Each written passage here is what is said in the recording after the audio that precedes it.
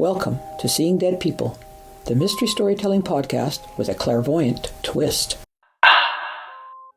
So, because I got the taste or the smell like you would if you had diabetes. Oh, really? You can actually get that sort of sensation? Yeah, there's a smell. Like, it's sort of like honeysuckle.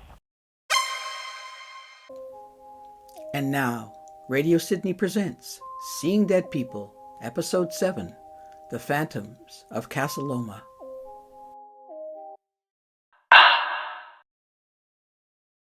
Hey, Darcy. How you doing tonight? I'm doing great, Nicola. How are you doing?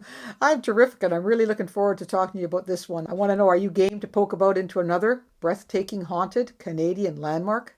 I am. That's what I like to hear. I think you're really going to love this one, Darcy, because it looks right out of a medieval fairy tale, and it boasts all the right accoutrements, like dungeons, turrets, and secret passages. And it was a classified hidey hole for some top-secret military research during World War I to boot. It's been a popular location for film and TV, seen in many productions, including The X-Men, Harry Potter, Goosebumps, and the one I feel most fitting is, as you look at some of the photographs, is the 2016 remake of Rocky Horror Picture Show. I really want to go. There's something about a castle that just invites strange and spooky goings-on. It could be their ridiculous size or tangled history or the hubris of their owners. No matter what, the paranormal seems to thrive within their outlandish dimensions. In past episodes, we've examined extraordinary activities in two other Canadian castles you'll recall, Darcy, Craigdarroch and Hatley Park, both located in the Greater Victoria area. They were absurdly enormous, architecturally dramatic, lavishly furnished, and constantly haunted by a number of otherworldly spirits. Today, on Seeing Dead People, we're taking the big haunted house idea into the stratosphere, exploring Casa Loma, a spectacular Gothic-style castle in Toronto, which at 65,000 square feet was once the largest private residence in the country. Just to give you an idea of Casa Loma's mind-bogglingly bloated size, Darcy, Craigdarroch and Hatley Park weigh in at about 25,000 square feet each. Pretty ginormous. And a typical professional hockey arena tips the scales at 45,000 square feet. Still, that's 20,000 short of our castle. So if you'd look at photographs 1, 2, and 3, Darcy, which show the exterior of the castle, they're old black and white pics, don't you think it's like a Disney-like castle with its gorgeous sandstone, multiple turrets and chimneys, the mullioned and stained glass windows, massive Gothic arches? I mean, can't you just see Rapunzel chilling in that stunning tower? Are you getting any special vibes, Darcy? Well, I have to say, it's amazing castle. Yeah. I've been in a few, but I don't think I've ever been in one that large. Yeah. And in photograph number 1, Yep. the maid, I'm taking her to be a maid because she's dressed in white like a couple of other ladies are, but she's really plain looking, standing under the tree. She's actually, where you've put number 1, she's right above it. Oh, I see. Yep. Okay. I would tell you that this lady haunts the grounds. Okay, so we're looking at a photograph, and in the photograph, it's sort of a close-up of part of the castle, and it's a garden party for our listeners who haven't seen the photograph. And there's a bunch of people standing around, and there's a gentleman walking sort of out of the photograph. And above are people on the terraces, and there are people in the windows, even higher up. And as you mentioned, Darcy, there's this plain-looking gal on the right-hand side in white of the photograph, and you're saying that this gal is a maid, and not only that, you're saying she haunts this castle. I am. Okay. There's something about her. Okay, so anything you see from the second and third photographs, they're pictures of Casa Loma in 1940 and in 1953. Again, just exterior shots. Okay. Number 2, the tower itself right up front makes me think that people jumped off of it. Yeah, it certainly is. I mean, as I said, I can see Rapunzel throwing down her golden hair, but I can also see someone flinging themselves off. Yeah, and I mean, it's got quite a nice old feel to it, but there's a few people that stand out. Second floor, in the front, third arch over on photo number 2. Okay. And there aren't any people there, but I can see people standing out. Oh, right there too. Okay. Okay, Maybe tell us. a few more people standing out in this photograph than I thought. Okay, well, I see a black and white photograph of the exterior of the castle. I'm kind of focused on the tower, and it has these huge, beautiful arched Gothic windows below it, and the tower soars to the top. I don't see people anywhere. No, you have to look beyond it. I mean, I can see them, but that's that feeling of them there.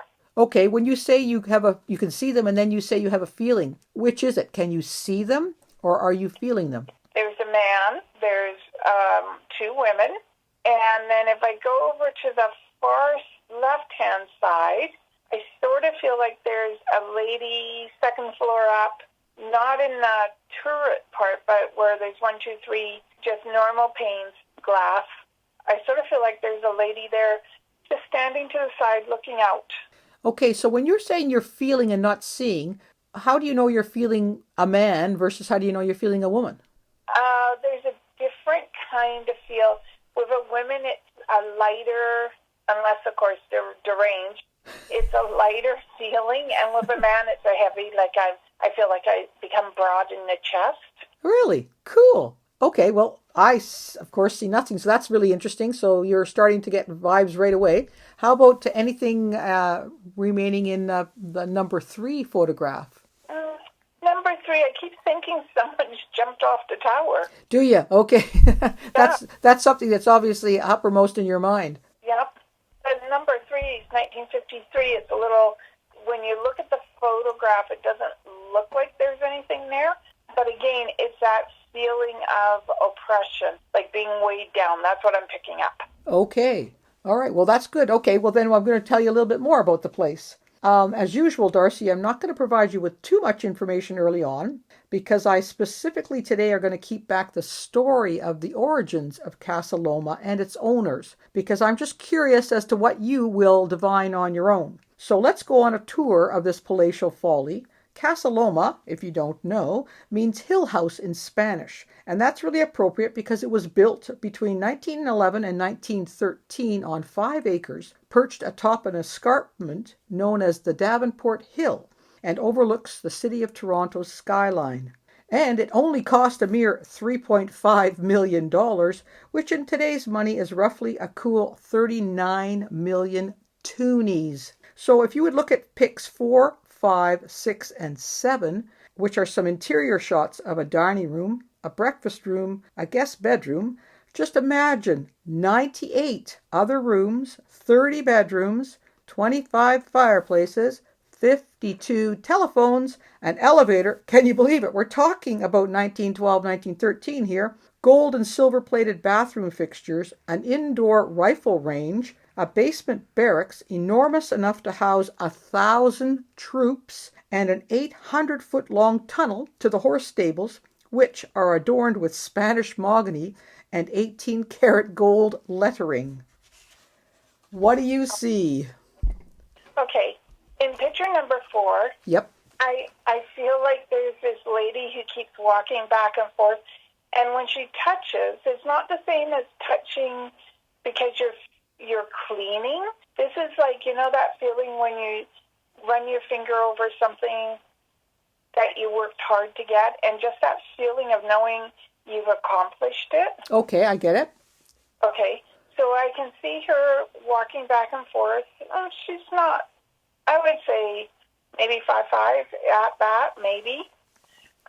Slender, and I want to say the A sounds familiar here, like Annabella, something like that. Okay. And number 5. Yep, which is kind of an odd one. It's sort of a photograph looking into a dining room. Yeah. But I should go back to number 4 for a minute because I keep thinking I'm going to see the owners of the castle sitting here having breakfast or lunch or something, or just a nice discussion. Okay. Number 5, just, okay, I'm not feeling that. Okay. Okay. 6, again, to me, there's a lot of people in here. If you had moved the table in the center, you probably would have a nice little ballroom or buffet or something set up for people or watching something in this. And it's like I've got about 15 people sitting around the room talking. Okay. So when you say, well, I've got about, you mean you can sort of feel that there are about 15 people that could have been in this room? That you're interacting kind of with them? Yes. And they're dressed not like we would be now. So I'm sort of thinking 1911, 1912, somewhere in there. You know, with the parasol, the little, they didn't have the bustle in the back then, so maybe it was just a bow or something that I'm seeing in the back. Right. Well, this is just a really, looks like a relatively barren, large room, really ornately decorated as a kind of a dining room, but it doesn't have a massive table, so it's probably like a group of 15 sounds like about the right sort of size to suit that. Yeah. And how about the little, very plain looking double bedroom in the Casa Loma? I would have thought this was more for children. Okay. Then it was, I can hear a little girl laughing. Okay. That's about all I can pick up on that one. Okie dokie. I think by looking at this castle, I would say that it's probably got quite a few number of ghosts in it.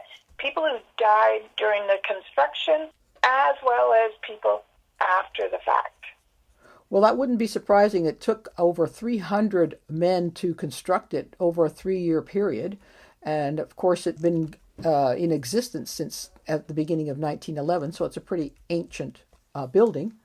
So let's continue on some more interior shots. I want you to look at pictures 8, 9, and 10. They're of this unbelievably incredible library, which contains, they say, 10,000 volumes. Can you spot anybody interesting reading a book? 10,000 volumes. That's a lot of people. Where? Oh, no. Yeah. I mean, there is a lot of people in this. Like, it just feels like it's so overcrowded. Okay. And I'm not sure if it's the owner that should be sitting in there, but I also feel like I've got a general sitting in there. And when you say general, why do you use the term like a military term? Well, because my impression is that Mr. H used to have the military visit him to discuss things. Okay, and you gave him a name with an initial. What did you call him? Mr. H. And that's what you think his name, or that's what's coming to you? Well, there's a big H in the room. I know it sounds crazy, but it feels like he marked. Well, let's see if I can show you. Which photo are you seeing your H? I'm looking at 8, which is a tight sort of shot of some chairs and the books, and then 9 is a little broader shot with some amazingly ornate furniture, and 10 is even broader still with a bit of furniture and you don't see the books anymore. No. I would say number 8. 8 is the one I'm picking everything up in. Oh, okay. Okay. And when you look at it at the back wall, I can see a face, and it looks like a man. Okay. Okay, Caucasian. Right. He's probably about 5'10". Maybe you could give a little or take. Okay. And I can see him at the back, and he's standing there looking out towards us. And I know when you look at it, you're not going to see him. He has sort of like, I wish I was good at describing people, oval-type face, not a unibrow, but pretty damn close to it. Okay. And he probably wore glasses. And he must have had a dog. Okay. All right, cool. Well, I think it's time, because you're starting to see some, I think, to tell you a little bit about the apparitions that have been spotted in Casa Loma. The castle has been examined by a professional ghost buster group who spent several hours wandering about, sporting headlamps and armed with equipment designed to record sounds or electronic voice phenomena, as it's known in the trade, changes to magnetic frequencies, images, temperatures, and what they call activity hotspots. They recorded some strange noises and experienced some bizarre feelings and changes in temperatures, but their coolest results were twofold. Somehow a tape in one of their recording machines just vanished, supposedly even though there were independent witnesses to the machine's proper setup, and the hard drive of one of their cameras kept shutting itself off. So who knows? Okay, Darcy, I'm going to ask you something a little tricky before we move along. What part of the castle do you think has the most recorded episodes of paranormal experiences? Well, I am going to guess you mentioned something about a tunnel. I'm going to Yes. guess the tunnel, whatever it was that went to you mentioned the tunnel to the horse people. Yep, the stables, yep. I think it's through there. Okay.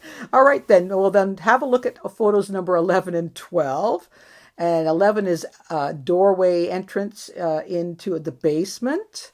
And 12 is, yes, the infamous 800-foot long tunnel to the stables.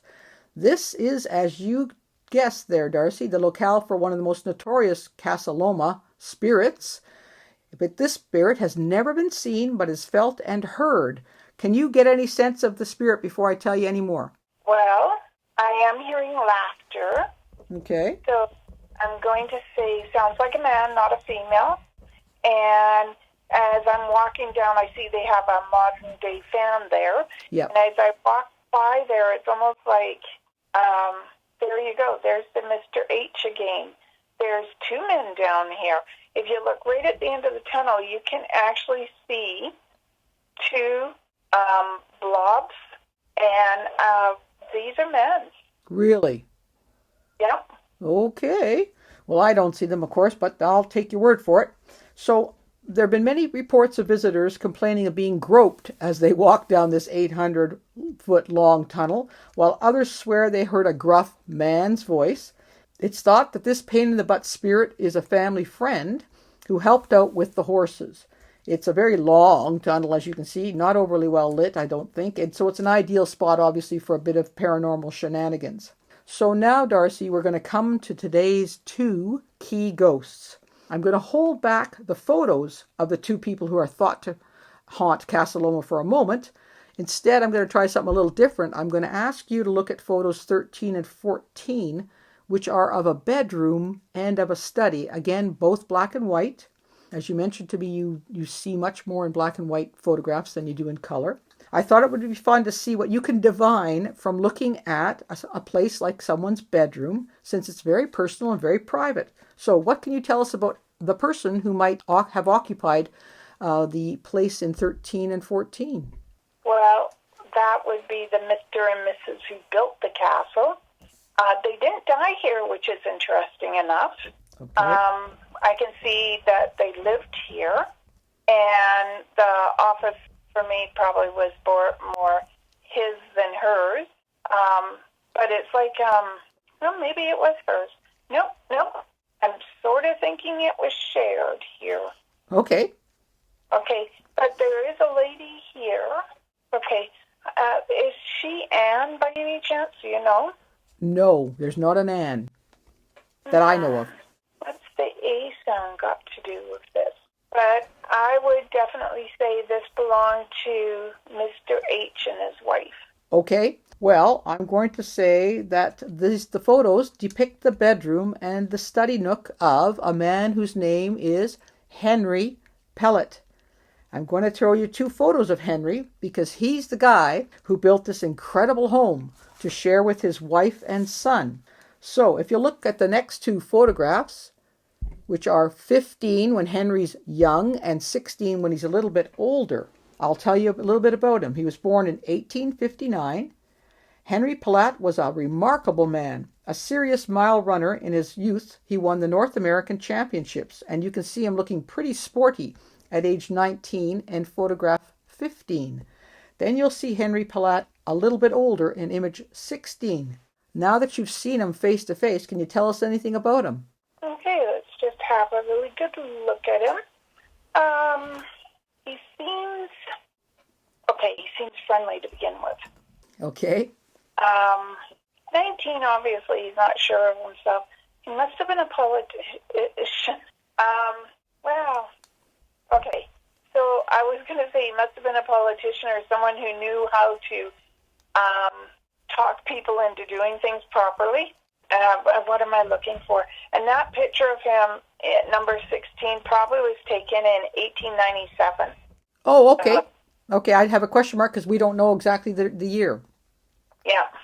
And I would have said that he was very proud of who he was. There's got to be British descent here. Yep. To him. And by any chance, would you know if he'd been honored by the Queen? You're jumping ahead a little bit here, Darcy. Yes, Okay. I can say that we're going to get to that, but yes, you've nailed, again, you found something out that I haven't even mentioned to you. All right. And okay. do you know, too, if there's a connection to him in Scotland? I don't know. Okay. Now the name Mary is showing up. The name Mary?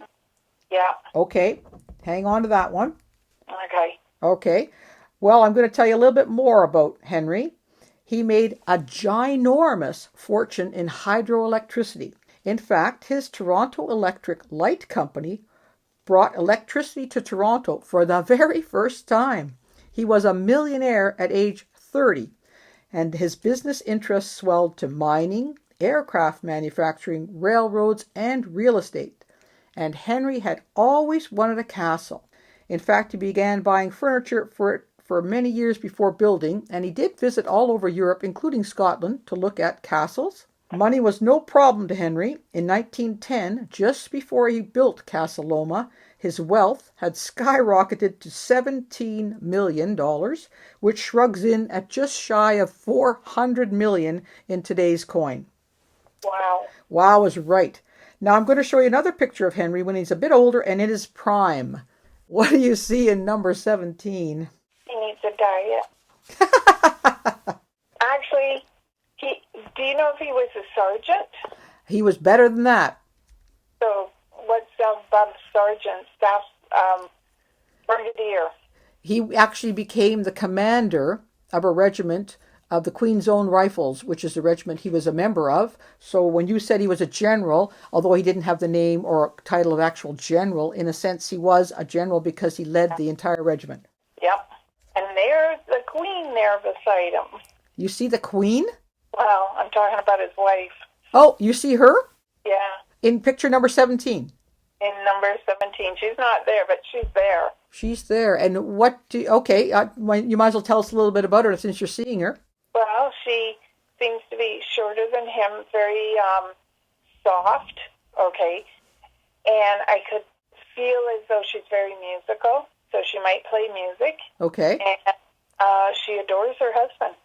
Well, that's nice. But what I feel is somewhere in the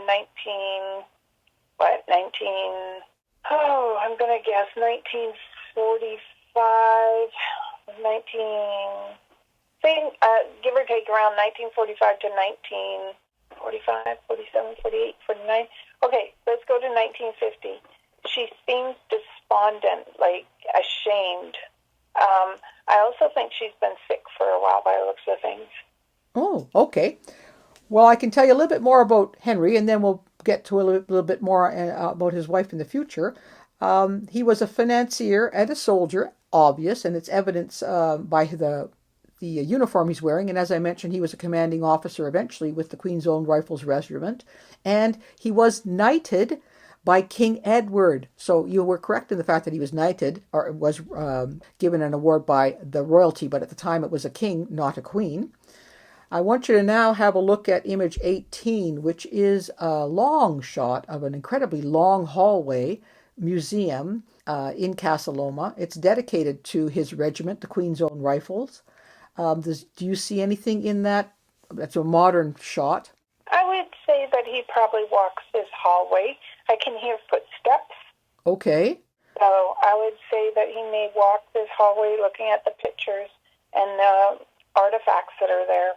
So are you saying he's doing that now, as in he is a spirit in this castle, or he did it in his time? Both.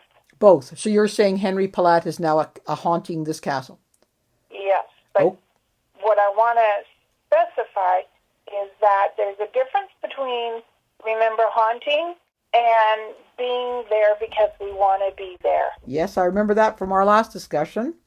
And see, he's there because he wants to be there. He didn't die there. Okay. He wants to be there because it reminds him of everything he accomplished. Okay, cool. Well, I'm going to say that things looked pretty rosy for the Pallats for a few more years, but unfortunately, as World War I began, Henry's fortunes and his income took a nosedive, and in less than a decade, he was at a financial precipice. He owed millions to banks, couldn't even pay his house taxes.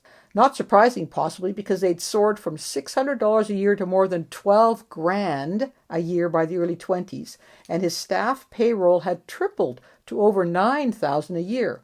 So finally, in 1923, a broken-hearted Henry had to give up and say goodbye to his beloved castle.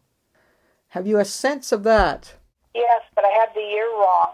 Okay. I thought it seemed 42 to 40 to 50. Right, so it happened in The 23. year wrong. Okay, well that's still you had an idea that he had to leave his castle. Yeah, because you can just feel like I had the feeling go ahead, and like 19, 20, and 21, they just make me feel desolate, like I want to be there so bad, but I can't be there. Yep. And all that glory that was there, everything he worked for, now I can understand why he chooses to be there, to walk the halls, both him and his wife. Okay, so you're saying his wife is also a visitor of this Yes. castle, both in her life and now. Yes. Okay, well I'm going to give you an example because you've nailed it that Henry is a ghost of the castle, and yes, he is considered to be, in the common parlance, haunting the castle. There's an example, a very well-known example of a visit by Henry's ghost. A young boy was attending an outdoor function in the gardens, and he noticed a man standing at the second-story window, which happens to be Sir Henry's bedroom suite. He mentioned that there's a man up there to a female staff member who got kind of panicky because that part of the castle was off limits. She was shocked at the boy's description when she asked him who he was seeing, and she took him inside to show him a bunch of family photographs, and he immediately pointed to Sir Henry and said, "That's him. Why is he so mad?" Do you get any sense from that? Yeah, there's that feeling. I wouldn't have maybe said mad, but melancholy. So sad. Yeah. So in actual fact, in picture 21, Okay. I swear I saw him sitting in the chair facing the fire. Oh, okay. Well, you've jumped ahead of ours. So we'll talk about, we're looking at pictures 19, 20, and 21. Okay. And they are, again, some sort of living quarters in the castle. One is a bedroom. Number 20 shows a bedroom. Okay. Can you tell us anything about who might be living in these quarters? Well, I would have thought family. Okay. Mom playing the piano. Strangely enough, I would say this is Mom's room, number 20. Now, that could be because she had fallen sick. And then in 21 with the billiard room and everything, it's just I can feel like I don't necessarily think it was that chair he sat in, but I feel like there was a chair he would sit in and look into the fire. Well, that's really intuitive of you, Darcy, because 21 is a photograph that's a little bit newer from our perspective. It's a younger photograph, and when Palat had to leave the castle, it actually temporarily became a hotel during the Prohibition, and that's a shot of it at the time of Prohibition. And the location of it is, and pictures 19, 20, and 21 were the areas that were his wife's bedroom suite. Okay. So you mentioned at the top that you saw a woman in white standing beneath a tree, and you called her a maid. Have you had any more ideas about her as we've been looking at the photographs? Well, I would say that Mrs. H probably is the other lady in white that people are seeing. Okay. And in actual fact, I think it's more like a nightgown, negligee type of thing that people are seeing, not a dress. And I'm hearing music, and I hear laughter. Well, that's nice. Well, there are supposed to be 2 women in white haunting the castle, and you are dead right. One of them is considered to be a maid, and the other one is considered to be Henry Palat's wife, and you think her name is? Mary. And her name is Mary. You are correct. I feel like I'm on a game show here. You are correct. You're looking at Sir Henry's his first wife. She married him in 1882, and they had one son. I'm going to let you see pictures of her now. Have a look at picture 22, which is Lady Mary in a very fancy long gown, and 23. Well, this is definitely the lady I'm seeing in the bedroom, at the piano, and around the house. Okay.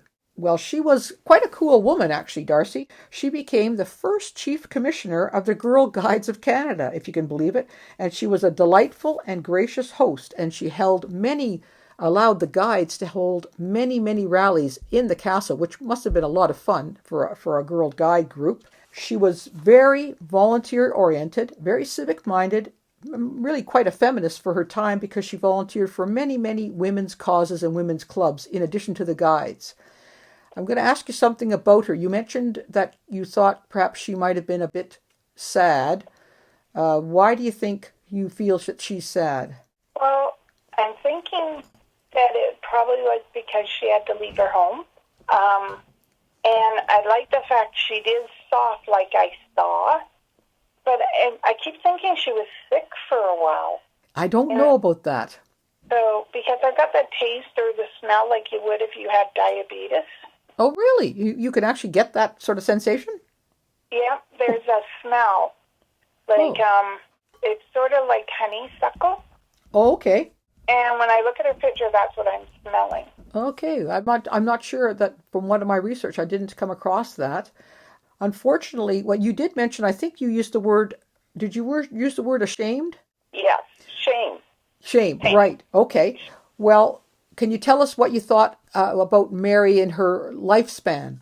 Well, I think for her, she wasn't one of those people that, I'm rich, I'm famous, that type of thing. Mm-hmm. But because she worked so hard for everything she did want in her life, that I think losing the ability to keep her home was very hard for her. And from what I read, that you're quite right there, her friends said that she really was humiliated by it and very upset because, as you say, they had worked so hard and she absolutely adored the castle and what she was able to do for people using the castle. She was really brokenhearted. Both of them were just brokenhearted by having to leave it. Do you have a sense of how long she lived? Oh, I want to say that if they left the castle in 1923, Mm-hmm. I am going to say that it may have been maybe 10 years, within a 10-year period. Okay. Well, she died fairly soon after they left the castle in 1924. Wow. And many of her friends said that was having to leave the castle that caused her to be so upset, and she died of a heart attack just short of her 67th birthday. One kind of very poignant item, I think is nice to put it forward, is that can you have an idea of what she might have, I'm not quite sure how to say this, something happened to her when she was dead and being buried that was really important in her life. Can you see anything special about her in the coffin, so to speak? Was she laid to rest or did they put her into the castle before she died? Nope. Or, was she in the castle? Like, did they do a viewing of her? No. Yeah? No. Okay, you're saying in the castle. No, not in the castle. Just something special about her when she was dead. I kept thinking she sat up. Geez, that would have been cool. Well, what I'm trying to, I'm not making it easy for you because obviously how could you possibly guess this or know this, but let me look for a minute. Okay. I'm trying to talk to her. Okay. You're saying something happened to her. Not happened to her. Something I'll say she honored something that was important to her in her life at her death. It's a really tough one. Well, yeah, because I'm thinking, I want to say they put something in the casket with her. Well, it's a close idea. What might they have put for her? What might she have loved enough that she would want to be sort of memorialized with it? I would have said a dog or a cat. Oh, interesting. No, not at all. She was buried in the Girl Guide uniform. Oh, shoot. That's what I actually was seeing, but I thought that wasn't part of it. Uniform she's got on in picture number 23? Picture number 23, is it? Yeah, 23 with the hat? Yes, that's what I see. Okay, well, that looks to me like kind of a guide's outfit. I'm not entirely certain what they looked like in those days, but she loved the guides so much that she asked to be buried in her uniform. So I thought that was kind of cool. That is cool. But didn't he marry again? Sorry, say that again? Did he not marry again? He did, and we're just about to get to that. Oh, okay, sorry. No, that's all right. I want you to look at the next 3 pictures, which are photographs 24, 25, and 26. They're photographs of the couple themselves, Henry Palat, Mary Palat, and in the first one, they're with William Lyon Mackenzie King, who becomes Prime Minister several times later on. Can you tell anything from seeing them in those 3 photographs? Okay, well, what I was going to say is, when I said he was in Parliament, or talked to people at Parliament, that's probably who they were talking to. Yeah, yeah. And this is his first wife, right? Correct. Okay, just what am I feel, even if they had left the castle, I feel like they were still quite distinguished. Well, they certainly, he had a ton of money, and yes, he went into disgrace, but I think it took a bit of a while before the kind of bloom came off the rose for him. Yeah. He still seems like a very proud person. Yeah. Okay. Now I'm going to say he remarried in 1927. Okay, but that's the new lady, and I don't have an image of her. She actually didn't last very long, so poor Palat lost a second wife. But I'm now going to show you the last image that I have of Henry. Okay. And that's photograph number 27. What do you think of that photograph? Let me get there. Interesting enough, for a man who suffered 2 losses plus the home, he's still a very dynamic person. He is, isn't he? Very strong and steady. You can see that he's lost his battle in his eyes. And was this just before he died? Pretty close to it. He made it to in his 80s, and this is in his late 70s. Okay. Is he single here now? Yes. And he stayed single? Yes. Okay. And really, sadly, his final years, even though he's looking pretty decent there, his final years, the actual last couple of years, were really quite pathetic. In the end, he ended up moving into his chauffeur's house, where he died in 1939 at age 80. So with the photograph we're looking at in number 27, where he's still looking pretty dapper, it's 1936. So only 3 years later, he's going to lose his life and really lose all that he had and becomes not penniless, but he certainly is a man without a fortune. Yeah.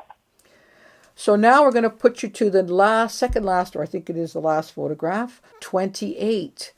It's black and white, very somber occasion. Can you give me an idea of what you see there?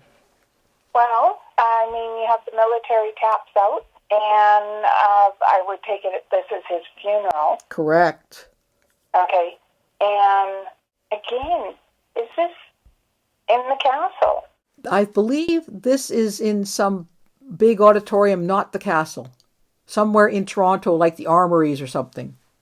Okay, but I still think somehow he ended up in the castle, or he's close enough that he can see the castle from his coffin. Oh, really? Yeah. Oh, okay. And even though you can't see the horses there, I can see his beloved horses.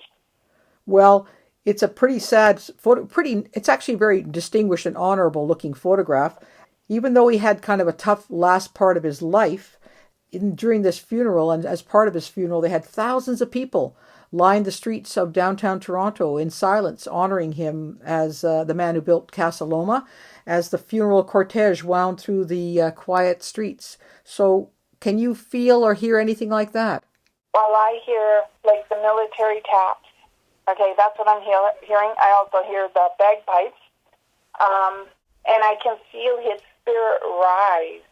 Like, he knows he's being honored. Oh, really? Cool. Yeah.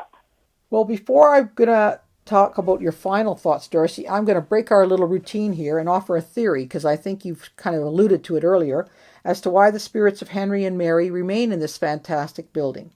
Firstly, I don't see them as being malevolent, quite the contrary. So like you're saying, I think they're visiting because they want to be there. They're not haunting.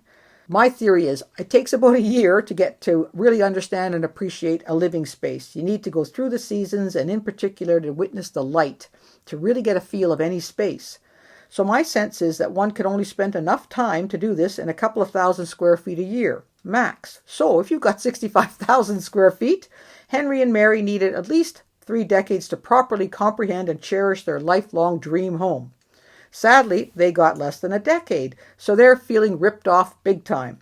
Obviously, haunting a place doesn't give you the same access or feelings as you were when you were alive, so Henry and Mary Palat are going to remain ticked off and are never going to be satisfied, but they're going to spend more and more time in the castle. So what do you think about my theory?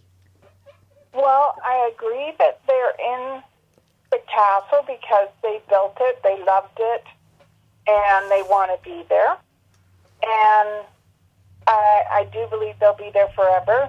It's a choice on their part. It's not because they're haunting it. It's because they love it. It wouldn't surprise me, because what a place. Yeah, it's amazing. It is amazing. Well, Darcy, I'm going to recap because we've gone through the storyline. And as usual, you've done really well. Right off the top, you said you saw a maid in white, and a maid in white, a woman in white who's thought to be a maid, is one of the key figures to supposedly haunt Casa Loma. You quickly said there was a general of some kind of military honors, and you came up with the name Mr. H. Well, eventually we discovered that, of course, our main character is Henry H. Palat, and that he was a distinguished officer and then ended up being the commanding officer of the Queen's Own Rifles in Toronto. So you knocked that. You nailed it when I asked you what you thought the number one spot was for where people feel the most hauntings, the most paranormal activities. You said the tunnel, and you were right. You were correct. Neither of them died in the castle. You were also correct that he was knighted by royalty, not the Queen, but the King, which is perfect. You knew the name of his wife, Mary, and that you knew she was also a spirit who haunted the castle in white. And you agreed with me, and I know nothing. They aren't haunting, they're visiting because they want to be there and they love that castle. And I feel it myself. I think for them this was a really important focal for them, for the castle. But it's interesting because I know you said he did electricity and he had money, but why do I feel like the bank shortchanged him? Well, that's an interesting point you make, because if I can extrapolate a little bit, my understanding is he had a ton of money, obviously, and he also owed a ton of money, and he had loans, and that's the way one does when one's in big business. And the bank where he had a lot of his money went under, and so he went under with it. So yeah, he's angry at the bank. That was one of the reasons that he started to lose his fortune. Okay.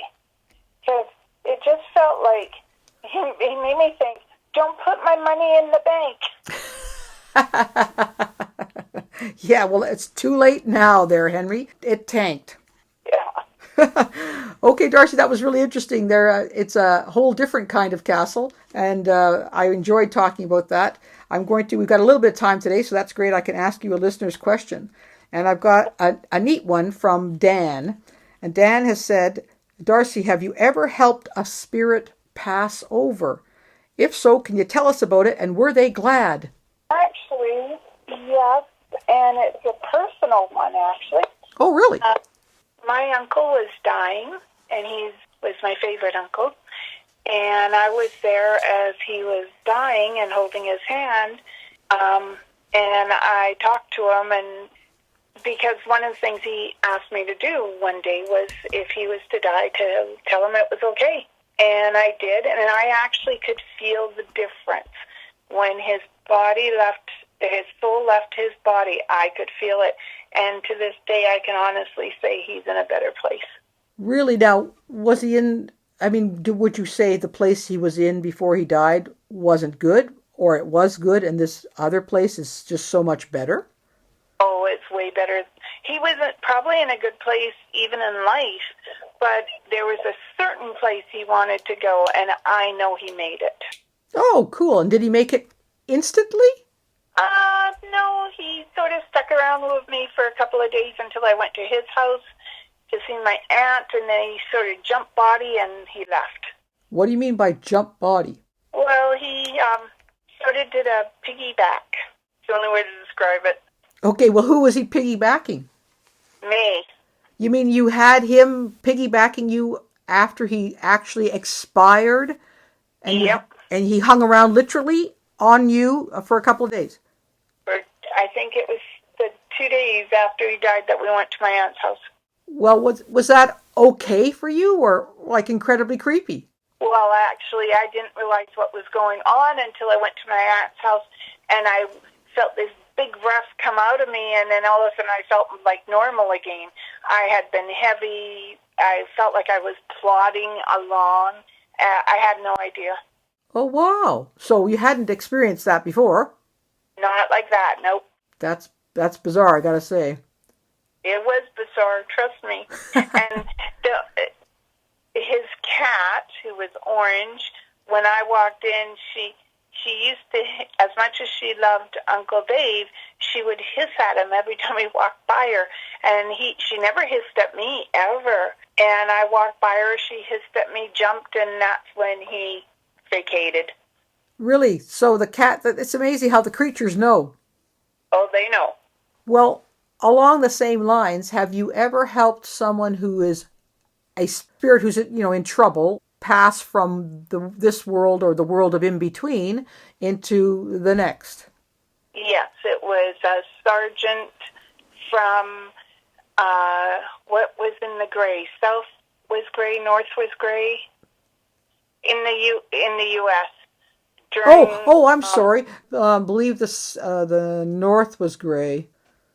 Okay, so then it was the north guy. A lady asked me to come in, have a look. She felt she was being haunted. And when I showed up, he had a whole story of how he was connected to her.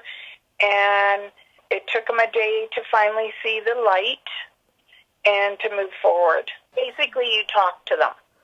Yes, and we did talk a bit about this an episode or so ago about doing just that. But this woman had felt this entity or something in her house? In her house, yes. And she couldn't sleep at night. She would leave all her lights on because she didn't know what it was. She was terrified. And when I walked in, I honestly didn't think I was going to feel anything. But there he was, probably 10 minutes into the talking to her, and then literally, I don't remember everything about it, only what they told me. And it was like I left myself. He sat in my body and explained the whole story to her. And then at the end of it, when I came back, and I felt like I'd been buried, my eyes felt like there was dirt or soil in them. Mm-hmm. And I said that I would take him with me, and I did. Took him with me and talked to him. I probably spent a day talking to him and explaining how it was time for him to move on, and said there would be a light for him, and he did. He finally left. Wow, so you were being literally a medium for him. Yeah, well, that's because I am a medium. Yes, I know, but I hadn't, sorry, I understand that, but I hadn't heard you actually say that someone had kind of taken over your body and projected themselves through you. Well, and that's why they're not allowed to anymore. I should bloom well hope not. Yeah. This is when you were younger and not quite as much in control or understanding what was going on. Yeah, it was basically when I really got started. Oh, so this guy was like a Confederate during the Confederacy time. Thank you.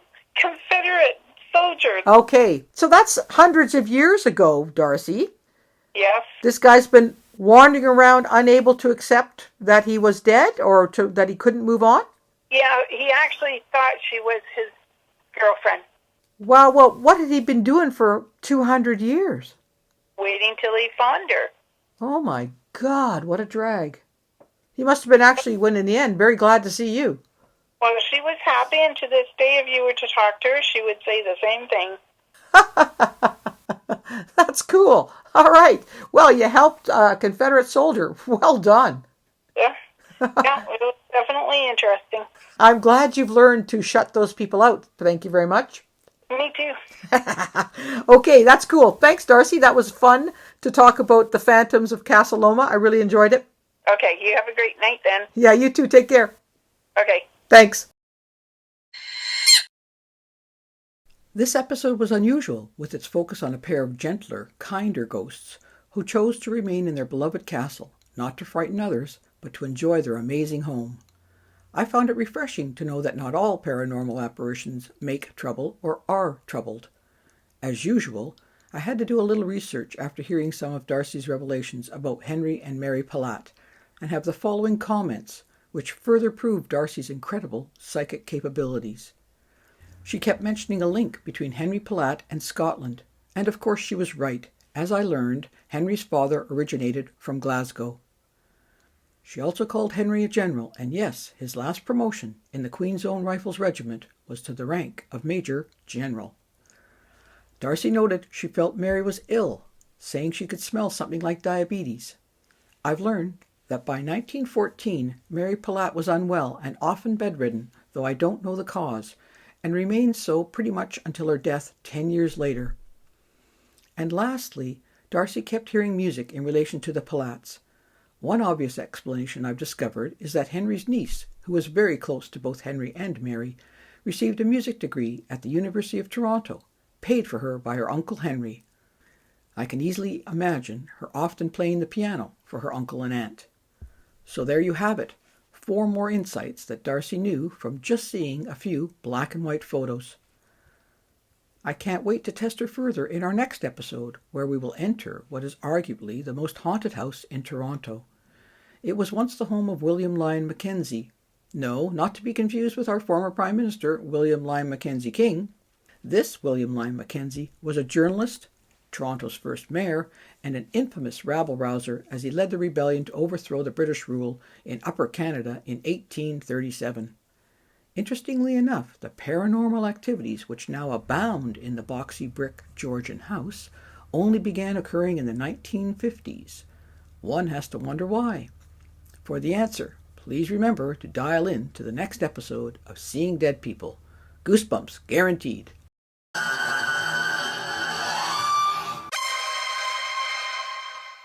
We hope you've enjoyed listening to Seeing Dead People. Whatever's going on in Darcy's head, I think is so cool and astonishing. We'd love to hear from you with questions for Darcy about her psychic process or suggestions for other mystifying situations you would like us to investigate. So please, shoot us an email to info@radiosydney.ca with Seeing Dead People in the subject line. New episodes of Seeing Dead People will emerge on the first Saturday of every month and will also be available every Saturday night at 8 p.m. and Sunday morning at 10 a.m., both Pacific Standard Time. Seeing Dead People will also be available as a downloadable podcast online at radiosydney.ca for your convenience. Thanks so much for listening to Seeing Dead People. I really dig researching, writing, and communicating with Darcy and her otherworldly contacts. So until the next time, remember, Seeing Dead People is a blast with goosebumps guaranteed.